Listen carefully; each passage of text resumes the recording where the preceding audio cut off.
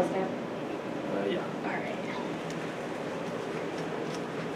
All right, and so thank you so much, Nathan, for being here. If you want to go ahead and introduce yourself. Yeah, so my name is Nathan. I'm an NC State graduate.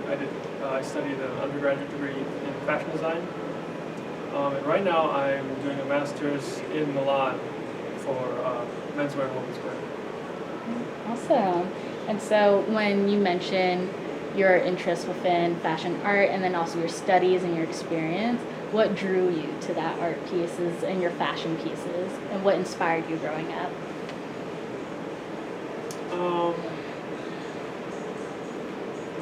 Starting out, I didn't really kind of think of art in the way I think of art now.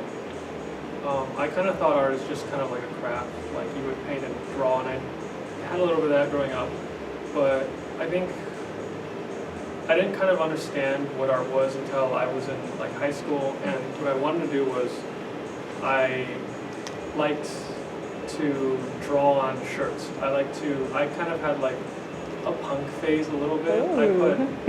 I put spikes on jackets, and I really liked the end result of like this jacket that had been transformed, or a shirt that had been transformed. And for me, when I looked at it as the artist, I could see the story and the process that went behind this final result. It was kind of like an artifact, and that's kind of that's what I wanted to do. And I found out later that that's kind of what art really is, and not just the painting and the other aspects of it. And I really liked to kind of create stories in works with my hands.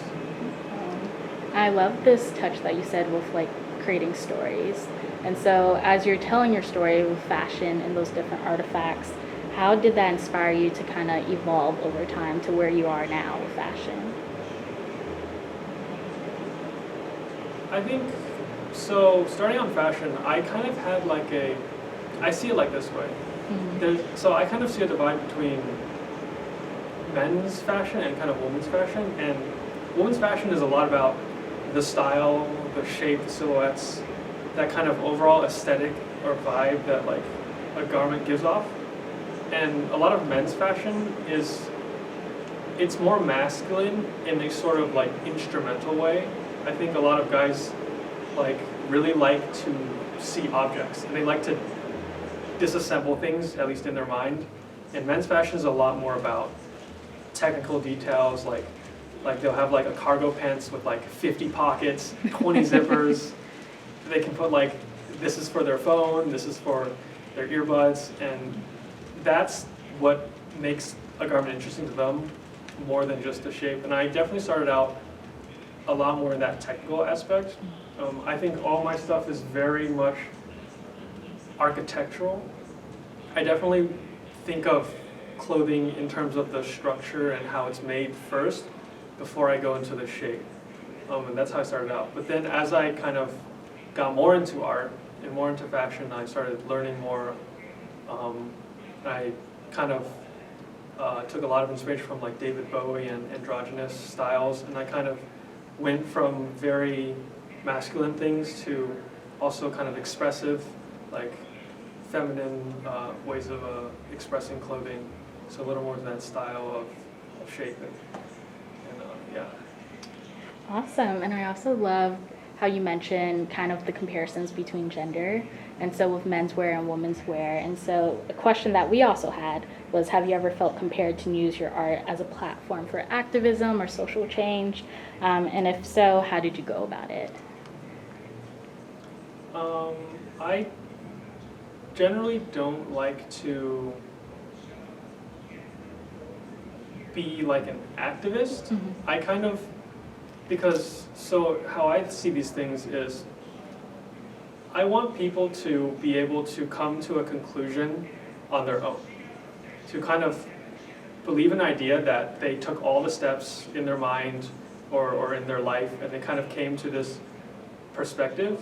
And because that perspective is a lot more personal, and it's a lot more solid, something they truly believe.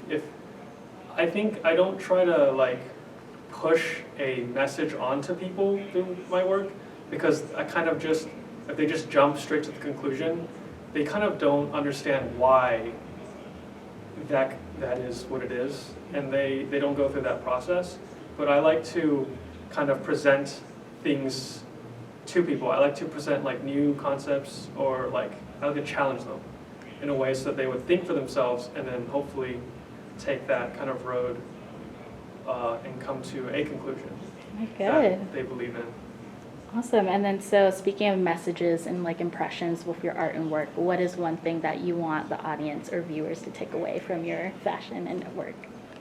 So for this collection, the biggest thing I think with the style and everything is sort of just exploring your life and kind of sort of free expression, to explore everything in the world around you and everything within you as well, and then try to find your personal identity and your place in the world. I think that's the most important part, and that would be the message I would be showing in this collection. All right, and so one last thing for the audience and viewers. So what are some new and future projects that you're looking forward to or working on? I'm in school right now, so I've been busy with that. But I do have a couple things. I'm continuing with this sort of like androgynous kind of mix of looks. I want to develop that more in a more kind of luxurious, a little bit Italian style, because I am studying in Italy. But the other thing was I went to Japan and I fell in love with traditional Japanese garments, and I really got into the traditional way of making clothing. And the story, because I love stories in clothes, the story of how everything is made is, you can see all the history and all the development of Japanese garments. And the one thing I really love about that is that they don't have fabric waste. Everything is used up, and it's all very circular. And I want to kind of take that and see how I can reinterpret that today, because clothing today is made very differently. The Western style is also very different. But yeah. All right. Thank you so much, Nathan, for the interview.